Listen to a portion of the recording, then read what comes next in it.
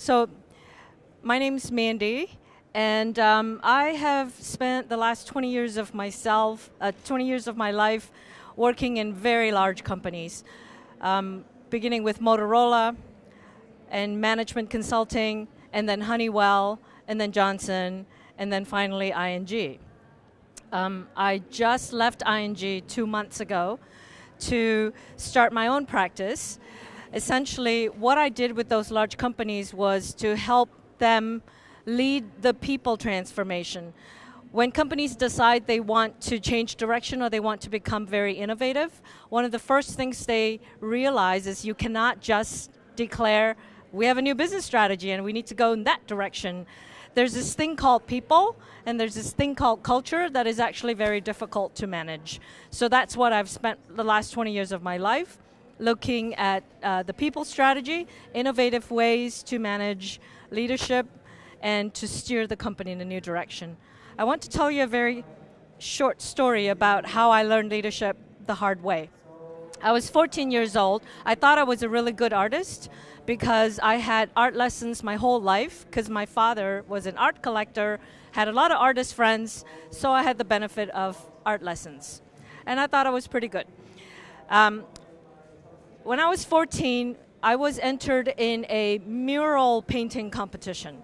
Essentially, it's a team presentation. It's a team competition, and there were 4 people in each team, and you would paint something that's actually pretty much the size of this background here. You had 4 hours to do it. And the winner will be able to put their painting. The winning team will put their painting on the front wall of the new museum that's going to be opening in town. So it's a big deal for 14-year-old students. I was sure I was going to win it. So the minute they started the clock, I grabbed my team and I said, I have a vision. I know how we're going to do this. We're going to have this theme. We're going to have to do it this way. You'll be in charge of that. You'll be in charge of that. And you'll do that. And we'll get this thing knocked out of the park. No problem. 3 hours later, beautiful piece. I thought it was beautiful. Long story short, we did not win. We got second place, which I thought was pretty darn good. There were 100 schools in the entry. So I thought it was pretty all right. So I went over to my father and I told him, hey, I got second. Isn't this wonderful? Expecting him to be proud of me. His face was not proud. It was the opposite of proud. It was thunder in his face. And he said, I'm so ashamed of you. What you showed was not leadership. You did not listen to anyone. You did not invite anybody's ideas. People just did what you told them. So that was my introduction into what it means to be a leader that invites others and somehow multiplies people into some awesome collective genius, because it really isn't about you anymore. So I want to just set the stage a little bit. The world is changing fast. That is a very cliched statement. It absolutely is. Some of the trends that are really impacting businesses include demographics. Now, this is a very obvious trend because there's the aging population, but also while there's an aging population, people are living longer and vibrant lives. And to some predictions, over 100 years will be quite normal in the next decade. So what that means is you'll have more than 4 generations working in the same company sometimes, and that can get interesting. You also have countries that are very young, like countries in Africa and Asia, and countries that are very old, like Germany and Japan. What are the opportunities for collaborating so that that these younger and older countries can actually leverage their strengths and help each other? Opportunities. Another trend that is coming towards the workplace and towards organizations are changing values. I'm sure you know this. People are changing. What they expect is changing. There's a push for democratization. There's a push for transparency. Everyone expects to be treated like a valued consumer. Individualization is everything. You don't want to be just one of the group. You want to be individual.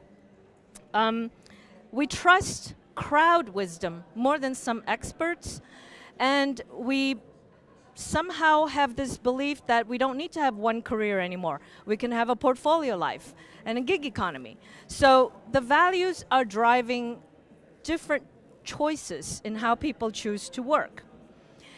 And the third mega trend is, this is a serious one. This is all about the intelligence revolution. It's quite, you could say it's similar to the Industrial Revolution, the third Industrial Revolution that was all about computers and automation. This, in many ways, is not an extension of the third revolution, but it is a distinct and unique fourth revolution because it is about intelligent systems. And the level of changes that you see are exponential. It's much faster than people thought. And unlike the first computer revolution, this will not just affect blue-collar workers. This will not just be about automation. This will affect all levels of management, from the C-suite to the board to all the jobs in between, including highly complex cognitive jobs and creative jobs. So this is a big change. So what does this mean? As a result of all of these mega trends, many companies have decided that the best way for them to continue to survive and continue to thrive is to be innovative and to be willing to disrupt themselves. Now, you could say, okay, that sounds good, everybody wants to do it. But what does that mean? I'll give you a flavor of some of the things it could mean. When a company says, I want to be innovative and I want to disrupt myself, they have a wish list in their heads. And these are some of the items on their wish list. I want to start looking externally. I want to start partnering with companies outside, suppliers, and so on. We need lots of ideas. I want to overhaul the values and behaviors because people need to think different. We need a new mindset. I want to promote experimentation. I want to make sure people are okay with failure. You learn from failure. Sounds good. I want to flatten the organization. I want to get rid of managers. And of course, I want to go agile. Everything needs to go agile. So these are pretty typical wish lists that senior executives will come with. There's nothing wrong with that wish list, and actually the bad news is, yes, you have to do all those things in the end.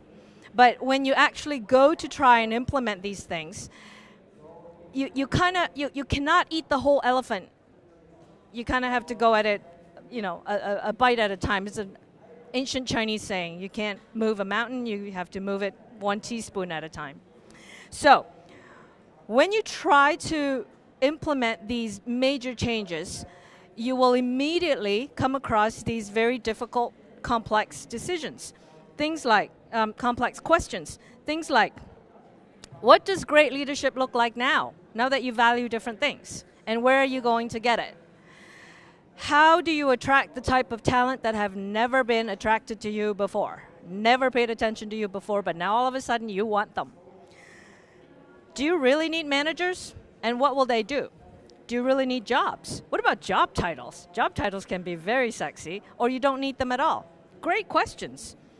What is the right mix of human employees, artificial intelligence, robots, consultants, contractors, and gigsters? Who's going to do what and how much and when and where? Tough conversations to have.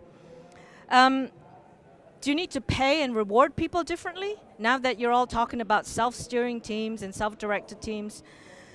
And my favorite one, whose job is it in a large company to ensure superb employee experience? I haven't found a person who has that job, but somebody needs to do that because that's the only thing that matters. Now, these questions are, of course, not easy to answer. They can be downright daunting when you think about it. When companies make changes like this, they're put in a position where they have to answer these difficult questions with very little data, with almost no certainty that it will work, and no precedence. You cannot point to someone and say, oh, they did it that way, I'm just going to copy what they did, and it should be fine, because it doesn't work like that anymore. So how do you lead in a situation like this? How do you, what type of organization must you create, and what type of leaders do you need? I want to propose that the most important capability in this situation is self-awareness. Self-awareness for yourself and self-awareness for your company. This is my favorite self-awareness picture. It actually is an ING marketing picture. Those of you who have ever flown in and out of Amsterdam might have seen this poster. So what does self-awareness mean? I think it means having a very clear perception of your personality, of your strengths, of your weaknesses, of your thoughts, of your emotions, and also having good self-awareness allows you to understand other people and understand how they perceive you. It really is about your intelligence of being among society. That's what individual self-awareness is about. But what does it mean for an organization to be self-aware? In order to answer that, I just want to talk about this very briefly. Who's familiar with this model? Ooh, 2, 3, excellent. It's a weird word. Sorry for those of you who are Welsh. It's a Welsh word and it's pronounced Cynefin. You would never guess that. But essentially, it is a complex decision-making model that was designed for IBM in the early 2000s. I don't want to go into all of that, but what I do want to say is the type of problems that organizations face today are more and more in the complex range. It's not simple, where the knowns are knowns and all you have to do is follow a best practice. It's not complicated, where the unknowns are known and all you have to do is talk to experts. But now in the complex situation, you have unknown unknowns. You have, what that means is there is a cause-effect relationship in the problems you're trying to solve, but you can't see it. You can only understand the cause-effect relationships in hindsight, which is not very useful. And to make it worse, what you've learned from one setting is not always repeatable in the next setting. So you can't easily carry your wisdom from one example to the next. So this is where, you know, systems that we're used to using for solving complex problems, such as scenario planning, what else? Expert systems, all of these things are not sufficient, because in a complex world, the best solution is going to be unique, and it will emerge from that situation. And by definition, it will have never existed before. It is something you need to have the guts to just go with it and see what happens. So, what I'm saying is organizations find themselves in a place where there's very little to guide them on questions like, where do I put my bets on? Which stakeholders do I prioritize? What are the long-term effects of making this decision? What are the unintended consequences? There's nobody to ask. There's nowhere to look to for answers. So this is why I come back to self-awareness. It's about who you are, what you stand for, and being clear about what you will and will not do and what you will and will not compromise on. Because that's your only direction. You will always be faced with unexpected challenges. Things will come at you that you completely didn't see. But often with the speed of things, you do not have 3 weeks to analyze it and come up with an answer. Often you have to just off the cuff come up with an answer. And it's a little bit like when you have to trust your gut, you're going with this kind of leaping and make a big leap of faith into the unknown. And furthermore, sometimes you have to decide to ditch what has made you successful in the past. I've always done it this way. It's always made me successful. Sometimes you just have to decide, this is not the right way to go. I'm going to step into some unproven direction. When you're left in situations like that, the most important thing to guide you is your own purpose and your own awareness, whether you're a human being or an organization. So what I would like to share with you are through my experience over the last 20 years, I think there are 3 elements that are most important, and this is how they show up in being a self-aware person or a self-aware organization. This is not scientific, it's subjective and it's based on my observation. So, number 1, purpose. Find yours, find your purpose. For an individual leader, this means, what is your leadership purpose? What do you stand for? Most importantly, what is that unique expression of your brand of leadership that causes people to want to follow you, to want to put their trust in you and go where you lead? That is worth discovering. As an organization, what is your purpose? It's your why. I'm sure all of us have heard the Simon Sinek talks, and there's all kinds of, it's all real. And I've seen it firsthand with 4 very large companies. You have to have a purpose. A purpose is not a mission statement. A purpose is not an ambition. It is not corporate social responsibility, and it certainly isn't a tagline. A purpose is real. A purpose is the reason you exist. The purpose is what you will do beyond profit, beyond getting bigger, beyond beating your competition.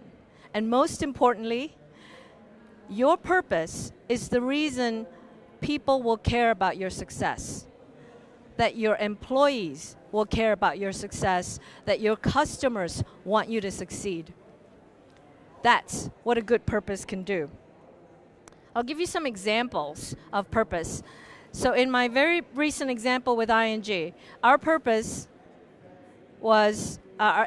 still is, our purpose is to empower people to be a step ahead in life and business. And we live it every day.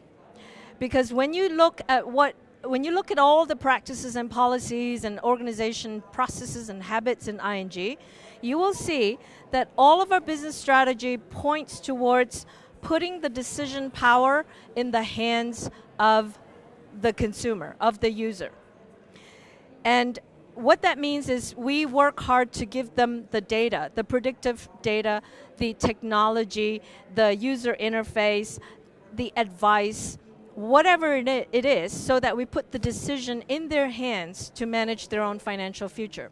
And as an extension, we do the same to our employees. More and more, we're starting to say, push the decision-making downwards, let people be more empowered to make their decisions, because that's how they will own what they want to do. So it needs to resonate through your company. Patagonia. Who knows Patagonia? Excellent. So Patagonia is a very iconic American company. I say American, but the founder is actually Canadian. I'm Canadian, but anyway. So they are famous for telling consumers not to buy their really cool jackets. For a few years now, they've told people, if you have an old jacket that is fine and can still wear it, don't buy a new one, because we are destroying the planet. The textile industry is really damaging to the planet. Did you know that they also have a repair center?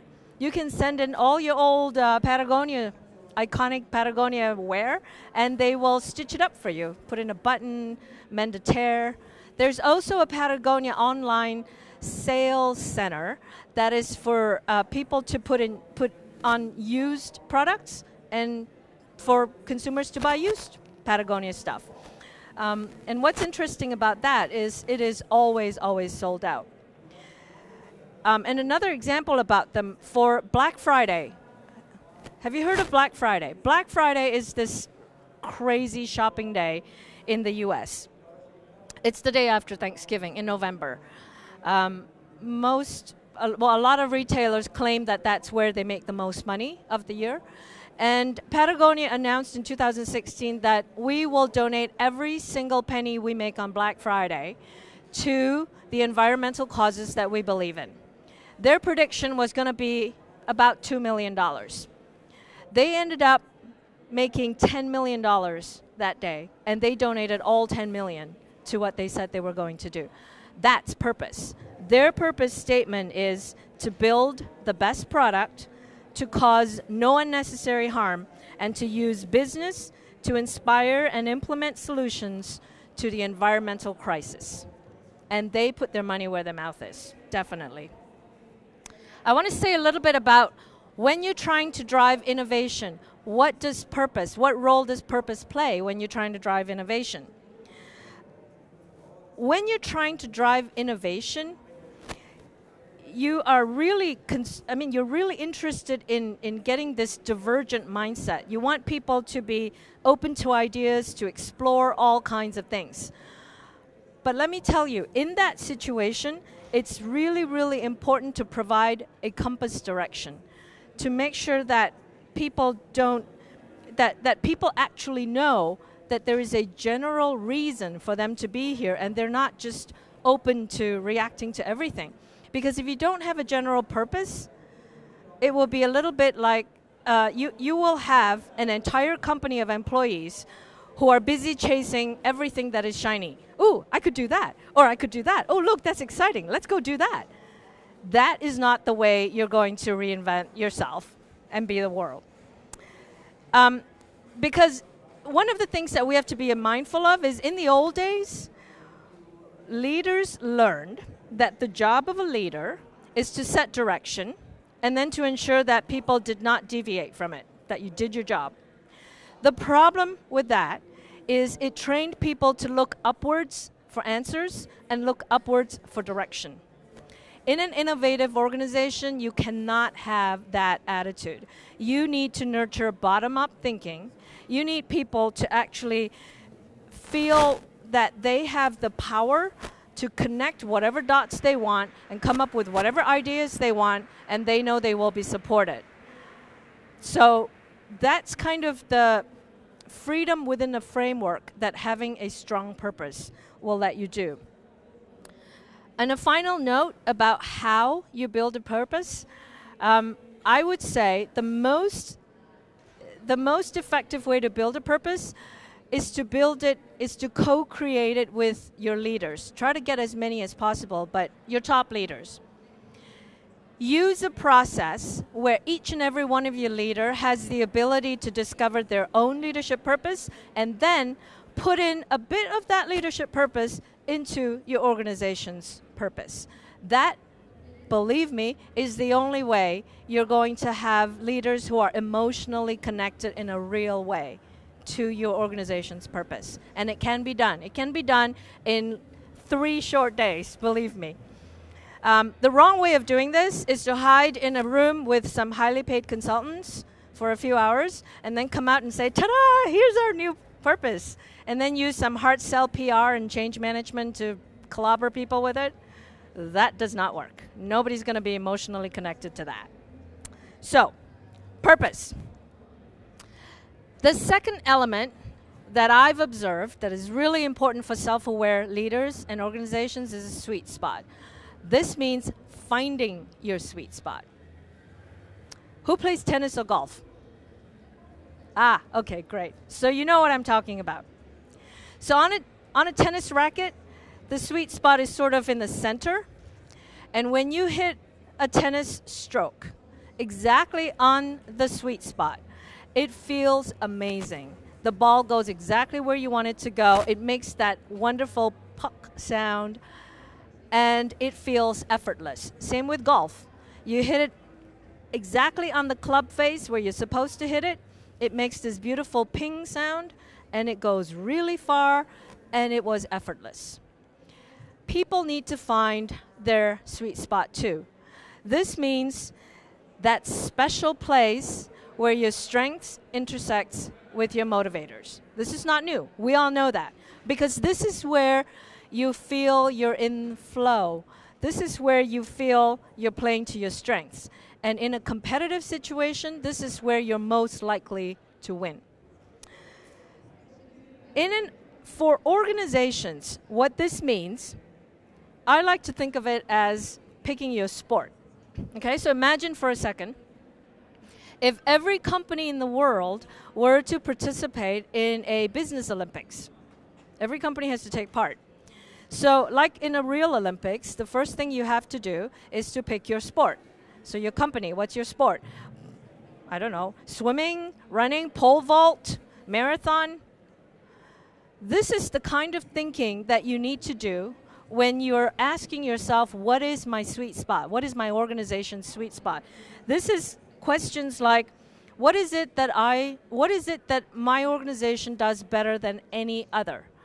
What is it that seems effortless for my organization to do, but seems hard for others? And what is it that I'm not so great at, but other companies seems to do really well? And therefore, if I'm going to compete, what is it that I'm going to have to get really good at between now and the start date? And how am I going to find time and effort to focus on it? That's what it means to find your sweet spot as a company. Essentially, it's about asking yourself, all these business priorities that you have, how focused are they? I'm sure you've heard this before. If everything is important, nothing is important. You cannot optimize for everything. It really is about knowing your strengths and then arranging your world so that you're playing from your strength. Never, ever find yourself playing the game that you know other people are better than you. You must at least have some secret weapon that you're going to win at. So I always like to think of this as, if you were to use a people analogy, it will be like expecting someone with an absence of flaws, which means somebody who's a well-rounded generalist, who's pretty good at everything. This is like betting on somebody with an absence of flaws to outperform a world-class athlete. You know it is not going to happen.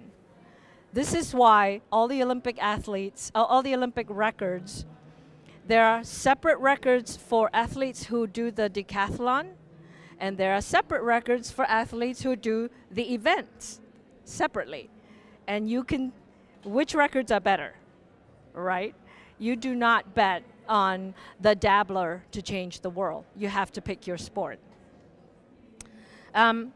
And of course, I need to talk about innovation. So when your company when your company has decided to become an innovative company, this can be challenging. I've stood in front of the board where they tell me, I need to keep all our options open because we're trying to be innovative. You never know. Serendipity is the mother of invention. We have to look everywhere. There is a lot of romance behind that kind of thought, but there's actually very little truth behind it. The truth is, when companies do not succeed in their innovative efforts, it is not due to lack of good ideas. Every company that have tried to innovate will have a huge database of ideas that just sit there and they do nothing with. What causes the failure is the lack of focus and lack of discipline on implementation. So this is what it means to be quite careful and focused about your priorities. And one final thing about sweet spot. We're always talking about agility these days. What does agility mean? What does it mean to be an agile leader? What does it mean to be an agile organization? This is a bit of a pet peeve for me. So let's talk about what it's not. An agile leader is not somebody who's ready to react to every stimulus. An agile leader is not someone who will succeed given whatever challenge. An agile leader is not a jack of all trades that you could throw at any situation and magically they will just be successful. That is not, ladies and gentlemen, the definition of an agile leader. If you've ever been in a boat, you will know that the rudder is a very important tool. Without a rudder, it's like putting a bathtub in the ocean. It just kind of sloshes around. Wherever the wind blows, you just kind of follow. Wherever the wave goes, you just kind of follow. The rudder is what keeps you on course. So the most important thing I always like to say is an agile leader is not a rudderless leader. You still need to know who you are, what your purpose is, and what your sweet spot is. And what is an agile organization? Same thing. An agile organization is one whose leaders know themselves really well, know what they're good at, and understand the business context inside out. Because at the end of the day, remember what we said at the start, leaders more and more are put in a position where they have to make tough decisions with very little data. So they have to trust their gut, and they have to trust their intuition.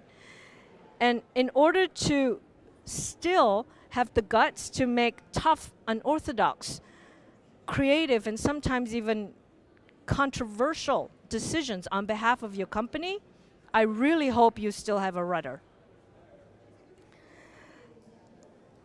Third and final element of what being self-aware means, it's authenticity and integrity. Why do I put them both together? Because in my head, I actually have trouble keeping them apart. So that's why I throw them together. It's really hard to be one without the other. So this, by the way, is also an official ING photo. Those of you who go onto our careers page, like you're trying to apply for a job, you might see this little character. This is how we communicate that we are different from other banks. We are an unbanky bank. So there's lots more you can read about our employer brand there. But I want to talk a little bit more about integrity. So integrity is often thought of as ethics or morality or virtue, and people say, I don't lie, cheat, or steal. I mean, come on, that is a very low bar, really low bar. That's not what we're going to talk about here. Then there's some people who say, well, I do the right thing even though nobody's looking. Slightly higher bar, pretty good, but not good enough, because you can train someone to do that. You can scare someone into doing that. That's not coming from inside. To practice leadership with integrity, I believe, is to maintain a wholeness.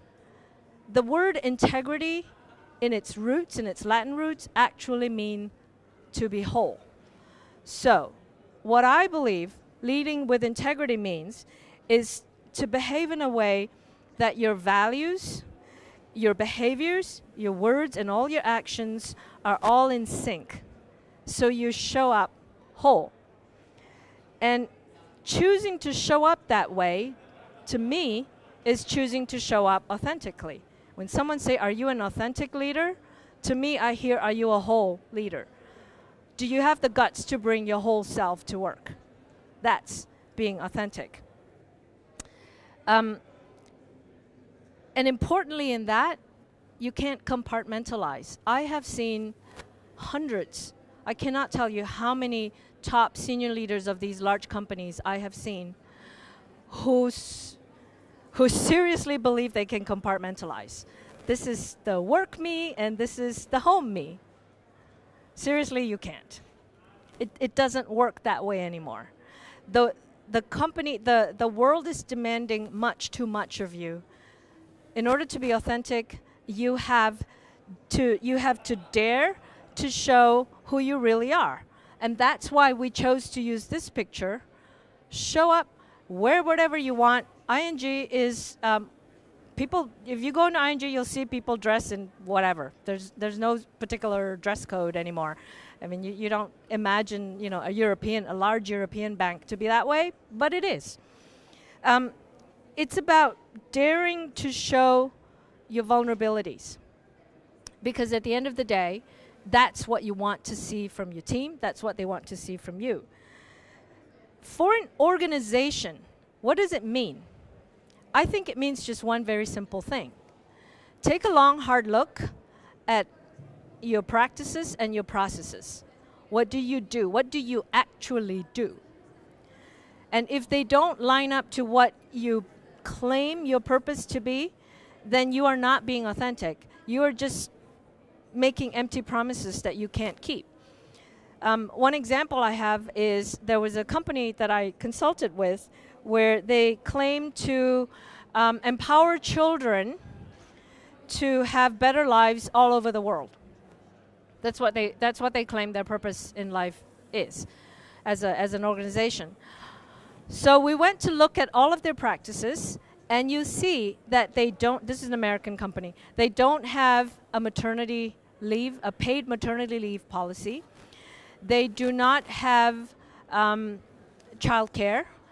They do not promote women. And taking it one step further, they also do not believe in empowering the decisions at the bottom. So all decisions filtered up to the top. So this is an example of a company who claims to do one thing, but when you actually look at their practices, they are not. Let me see, what else am I got here? About innovation. To be an innovative leader, you need to unlearn a lot of our conventional notions of leadership. And what I mean by that is, in some conventional notion of leadership, we think that it's about setting a vision and inspiring others to follow it. Well, let me tell you, leading innovation is not about that.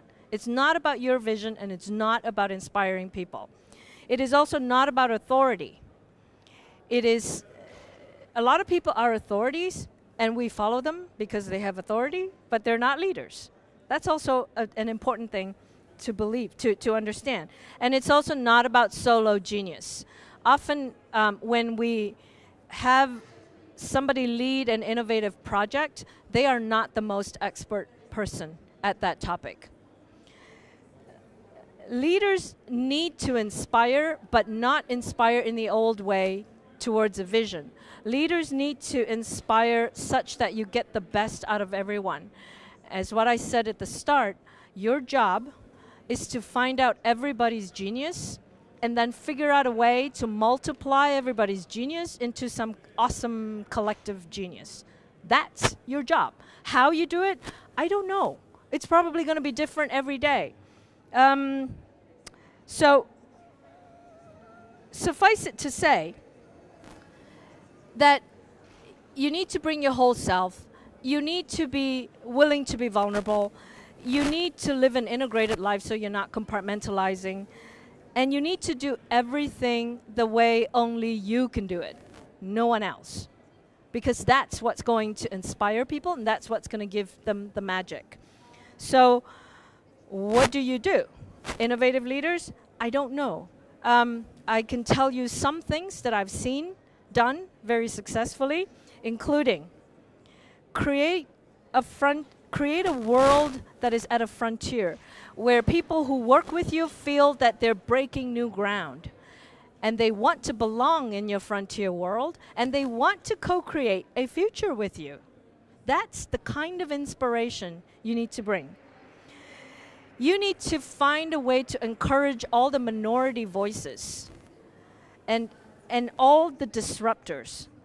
Because it's, when people are quiet, there's something going on there. And it's your job to bring it out and see what you can leverage and bring the team together. Seek out and embrace people who argue with you. They are great. It feels awful. It really tests you, but you need them. One of the worst things that can happen when you're trying to lead innovation is if you only hear your own voice, kind of like what I'm doing right now. I only hear my own voice. It's like you're talking into an echo chamber. Try not to do that when you're in a meeting. At the end of the day, you want to nurture this bottom-up culture, but it's your job to ensure that this boat that you're the captain of is still pointed in the right compass direction. That's really the end of it. Some days you're the human glue. Some days you're the shit stirrer. Some days you're the spaceman, spacewoman. I don't know. It's different every day. That's all I can tell you. So, I want to end with my favorite poem, which is something from Dr. Seuss. Because of everything that I said, it can be wrapped up as at the center of all of this, it is about you. It's about who you are being. You need to be the best you can be. So everybody read this with me. Today you are you, and that is truer than true. There is no one alive who is youer than you. So, thank you for your attention.